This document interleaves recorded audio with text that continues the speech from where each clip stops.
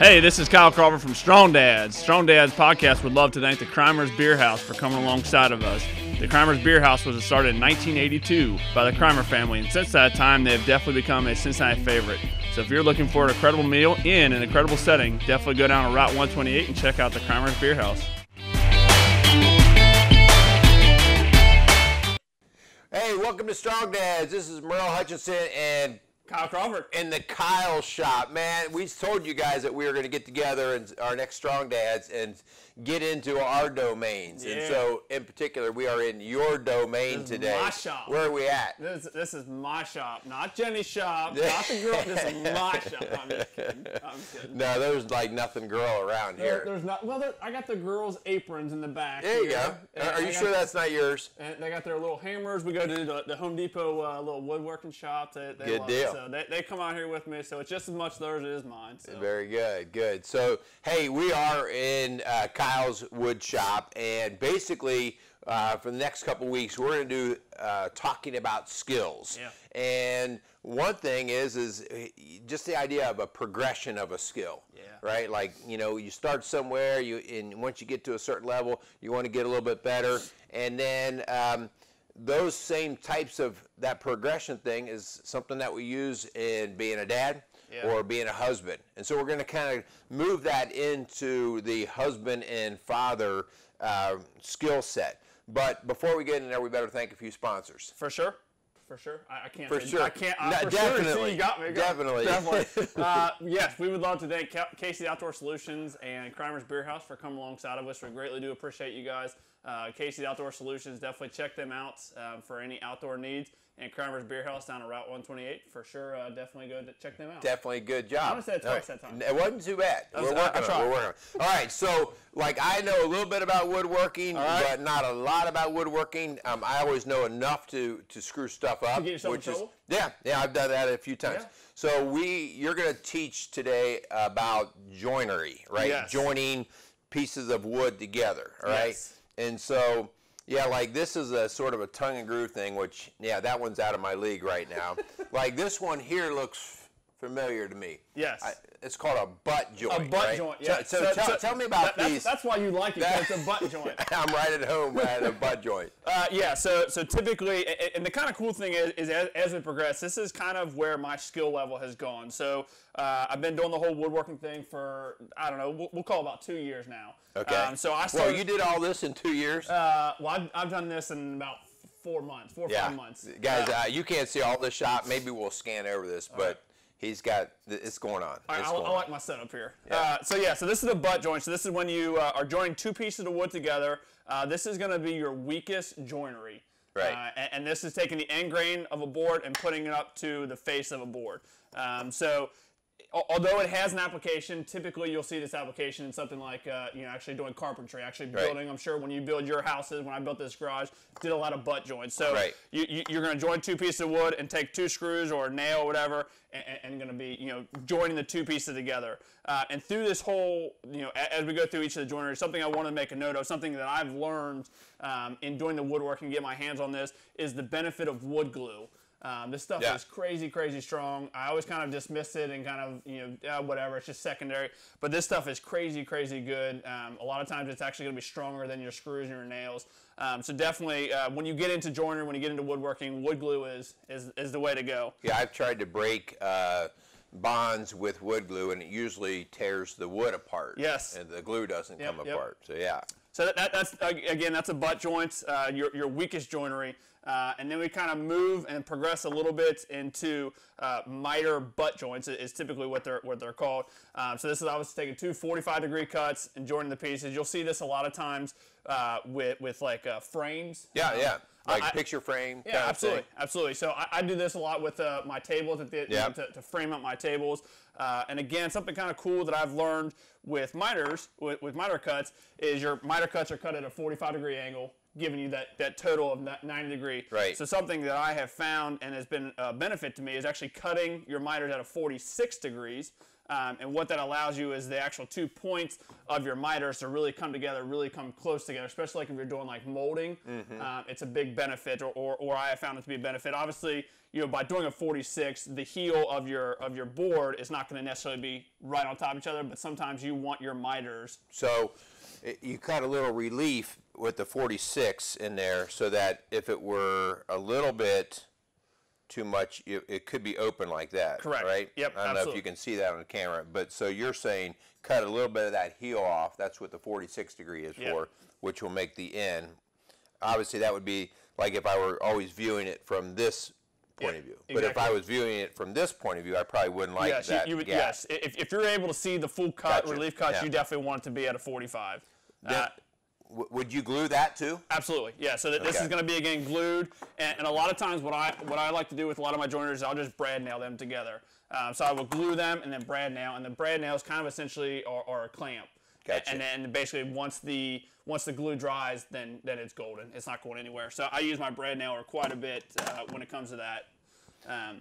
So that again, that's the progression. So we start with a butt joint, and then we have our miter butt joints. So now this one here is just a butt joint too, isn't it? This is essentially is a butt joint, but it's a little bit stronger of a butt joint. So this is a pocket hole butt joint, and I'll show this side typically, just because you do see the two spots where your screw is going to go. You would want those to be on the inside of the whatever you're making. So you just can't see it. Absolutely. Right? Yeah. So these are again engineered. People are a lot smarter than me. Figured out the angle to be able to set. And usually these are made with something called a jig. So this is my pocket hole jig that is used. So basically, you would take your piece of board, you'd set it here, you'd clamp it in. You would take a drill that's got the bit set at the right collar.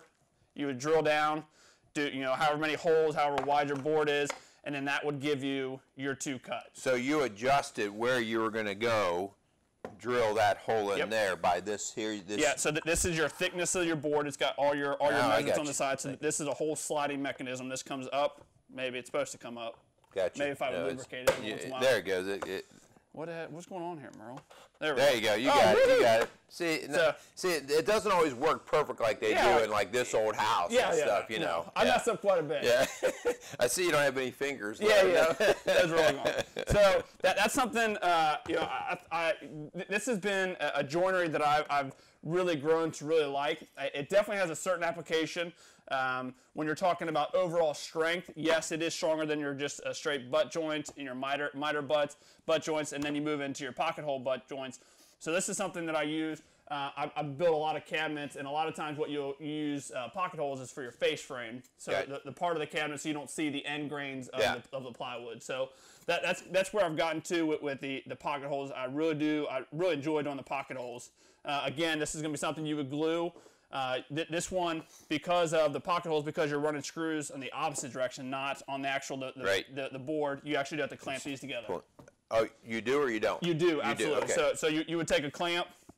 Again, once those are glued, and you're gonna clamp those together to basically allow you, when you start screwing, that board doesn't slide. Yeah. So, and again, that's something I've learned just from doing this so many times. You sit there. See, that's the kind of stuff that I would just go, oh, okay, yeah. I can hold that. And I would hold that, and then it would look more like this when I was done. It would be like, how's that look? Yep, absolutely. Yep, and again, that's just something that I've learned from doing this.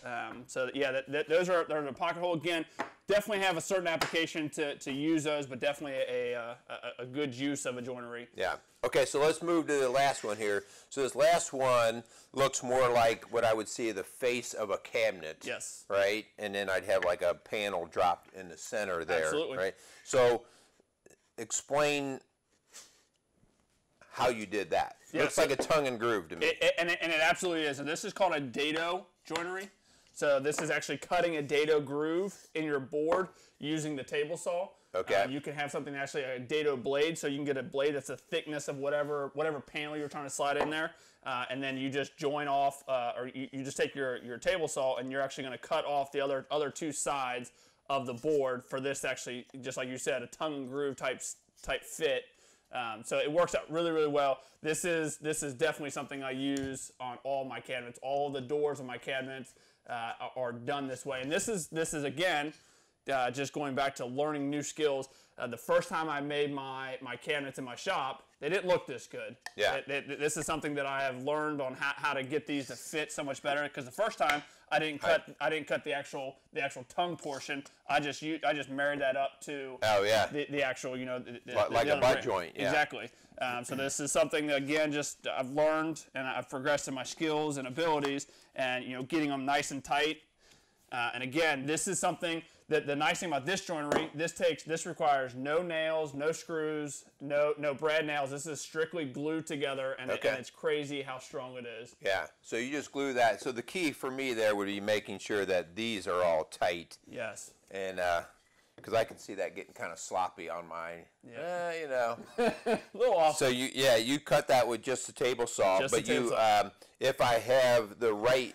I can use a regular table saw blade to do that, but there's a Dado blade. There is a Dado blade. So if you just have, your single blade is typically anywhere from we'll say 1/4 of an inch, maybe a little bit less than that, a little bit more depending on what type of blade you get. So you might have to make just multiple passes in order to get that true Dado. Gotcha. And then we would take a panel that is of the same thickness as your groove, so and typically then we'd fit that right in there. Absolutely. So what you would do is you would have it set up something like this.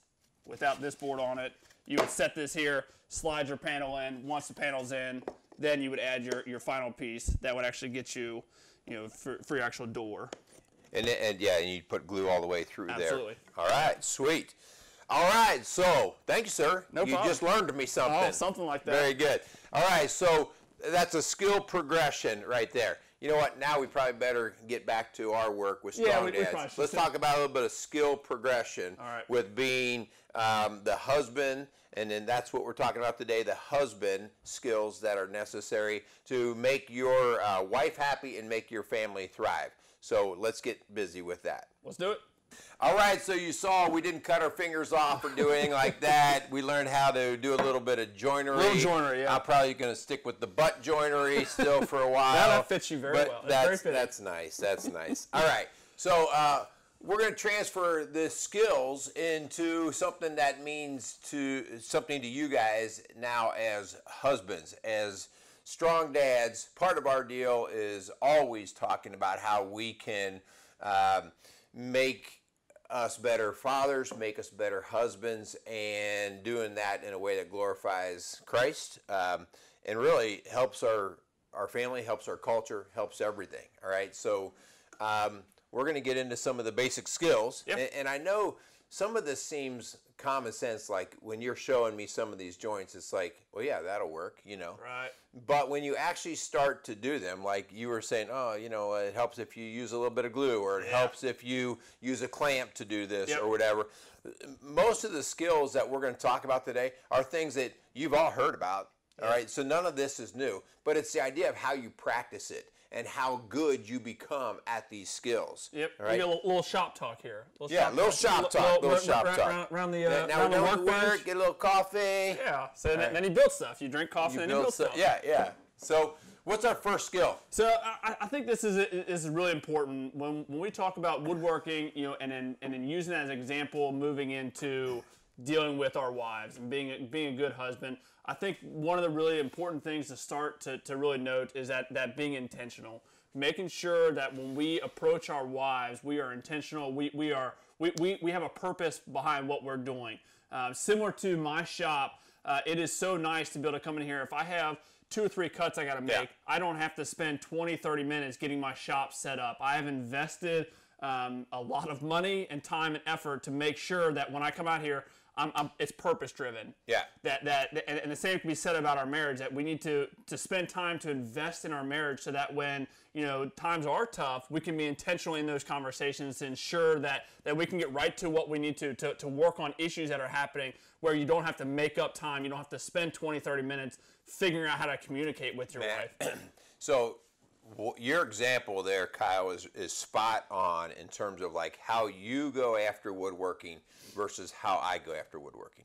Like I have a lot of the tools that you have, but my shop is not set. It's definitely more of a hobby thing. Like once in a while, I'll get an idea that, I'm going to go down and play with a little wood project or something. And I have to then get out saws and set stuff up. And a lot of times it's just a pain in the rear, so I take shortcuts and I don't do it the right way.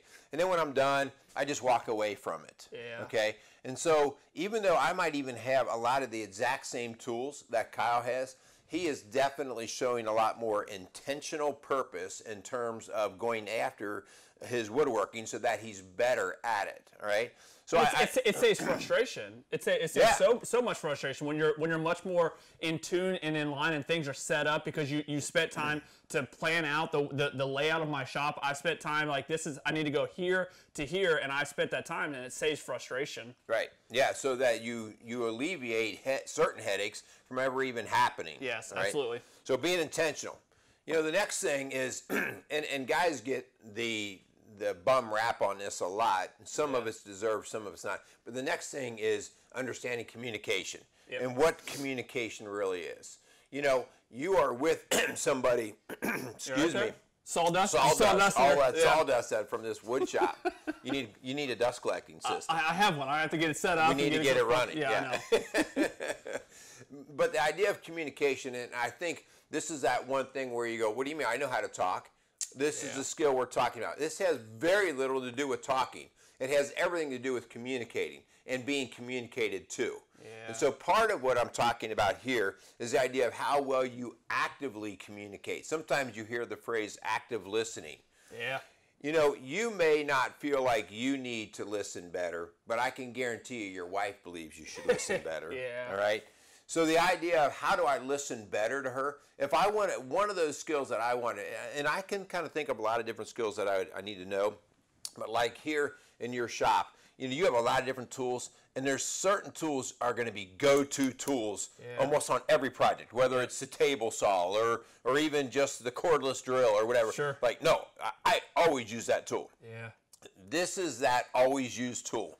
Yeah. That communication thing, that active listening.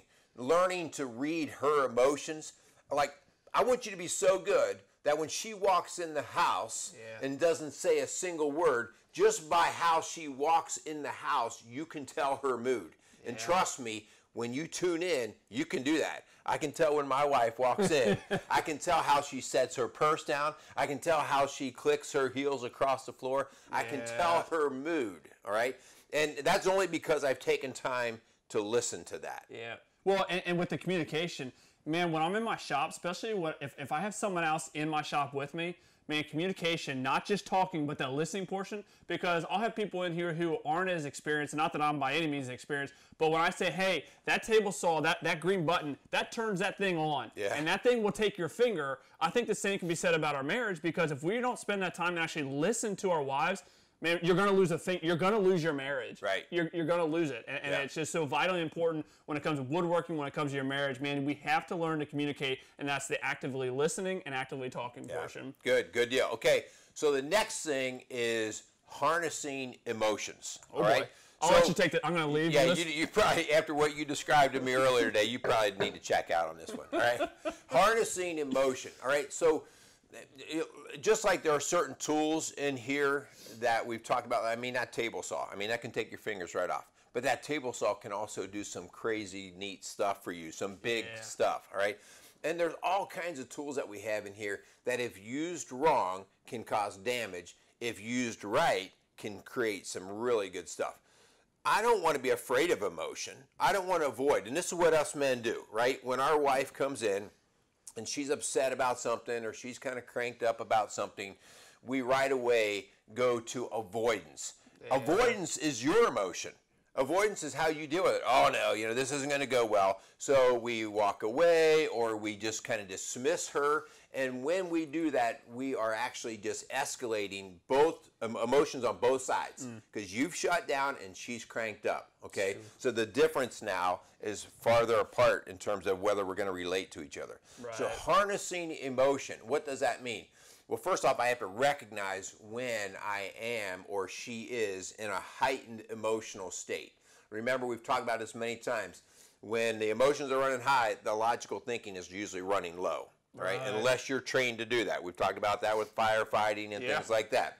If I can remain calm in the storm, I can be productive. If I can't remain calm, I need to harness the emotion and allow it to get into something like active thinking and problem solving to help resolve this. Okay, so harness the emotion.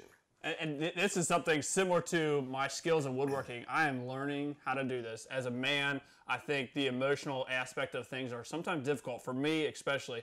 And I'm learning, just like I've learned to go from a butt joint to a Dado Joinery, I'm learning to deal with my wife's emotions and how, you know, the mood that she's in, and not only using that and understanding the emotions she's in, but then I can lift her up. I can put her in a better spot to help those emotions, you know, because it is hard for me to relate to that emotional side of my wife.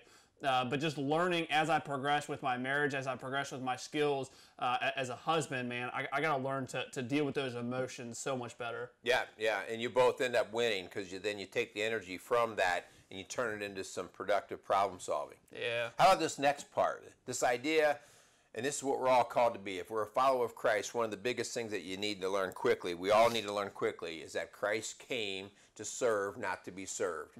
And the entire model of marriage is based on the idea of servantry, of service to each other. And so being a humble servant, I want you to just think about that, man. Like, that's pretty tough right off the bat. Yeah, no, I don't want to serve anybody. And no, I'm pretty good at everything I do, right? Yeah. That's like 90% of the guys out there, right? Right. Yeah.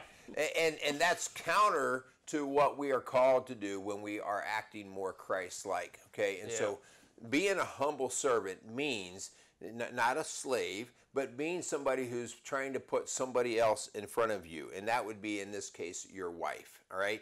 The idea that before you get your needs all taken care of and everything that you desire and actually what you want, how about checking in with her? Yeah. How is she doing? You know, when you wake up in the morning, are you just burning with all the stuff you need to do? Or do you ever start with the idea of, hey, what do we have on the schedule today, hon? Is there anything I need to do to help you today? And she may have nothing, and then you got your freedom. She may have a boatload of stuff, and that's the day where you click in and you do your job.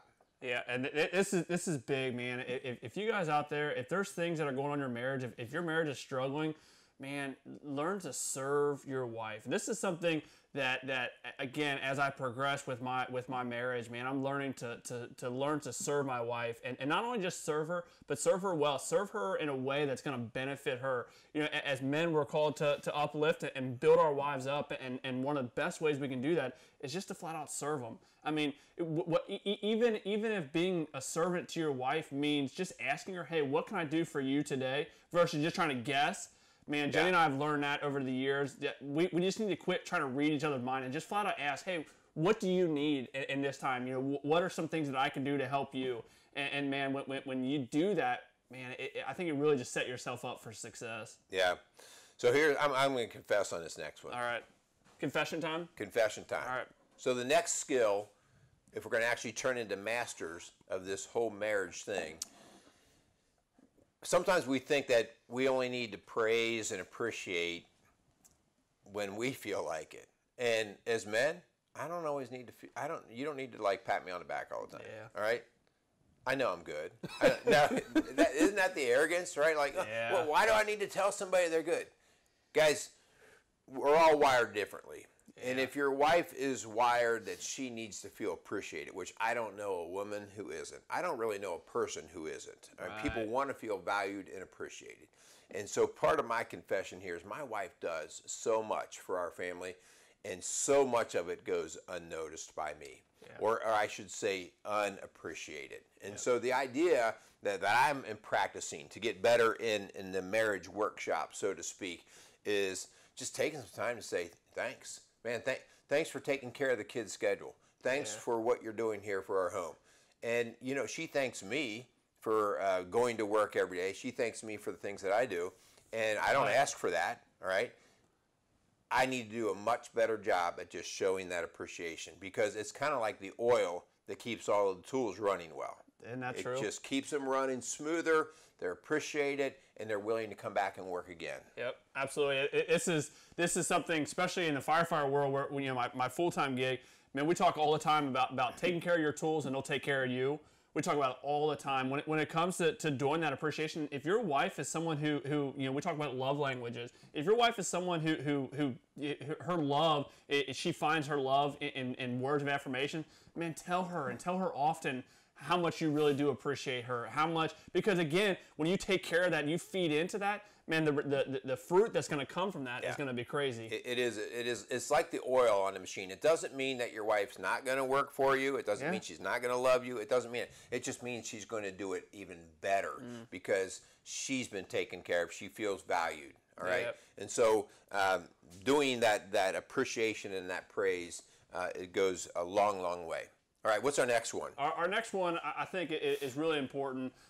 Man, every marriage should be built around honesty and being honest with one another, and no holds, no secrets. But with that honesty, man, when you confess things, when you are honest, we have to show grace to one another, and how important that is, because I can't tell you the number of times where it's like, babe, I messed up. Yeah. But you're confessing, you're being honest, and you're being open with her.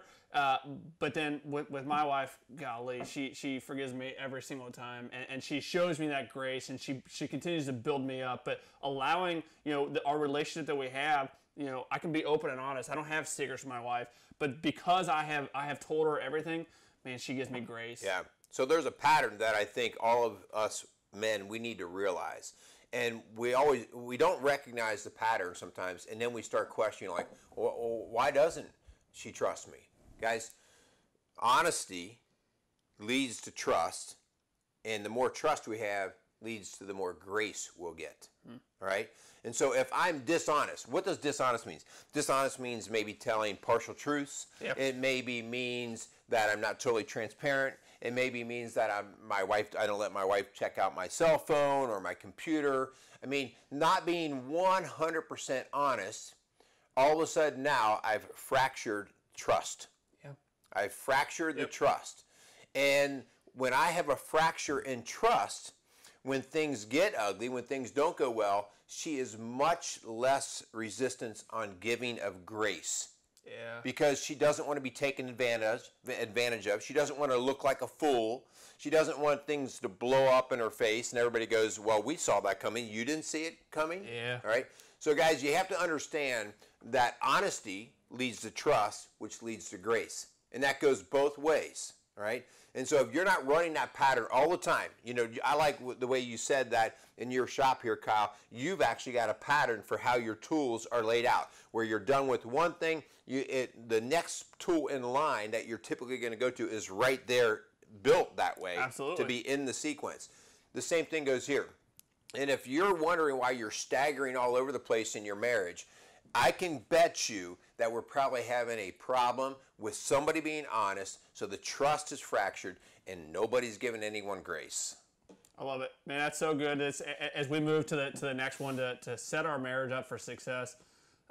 You saw us doing it a little bit with when I was dealing with my jig before. Man, we gotta learn to laugh at each other. It doesn't always go right, does it? It doesn't. Golly, I can't tell you. You know how refreshing it is sometimes where I'm watching somebody that I highly respect in the woodworking community, and they're like, bro, I really messed this up.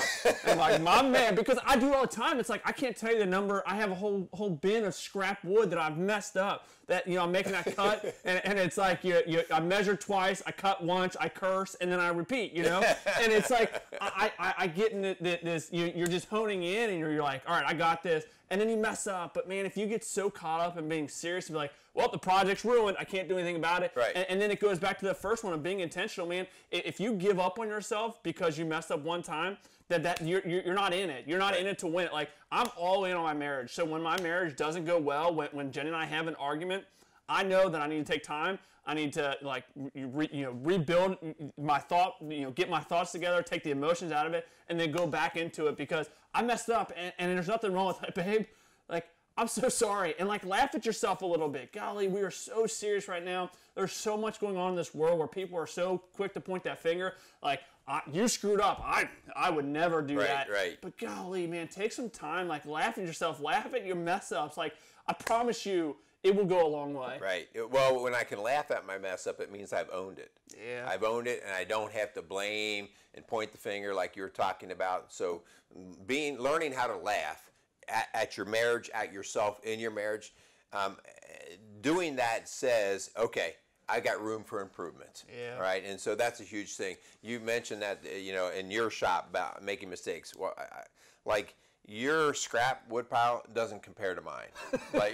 like I have more scrap wood than I have actual wood. Yeah.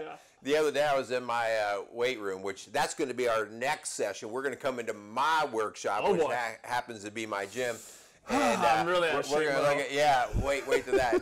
And but here I am teaching someone, and I dropped a weight, and it was a 45-pound weight. Wow. And when I dropped it, it was headed right for my toe, and I scrambled like a little girl, and it missed my toe.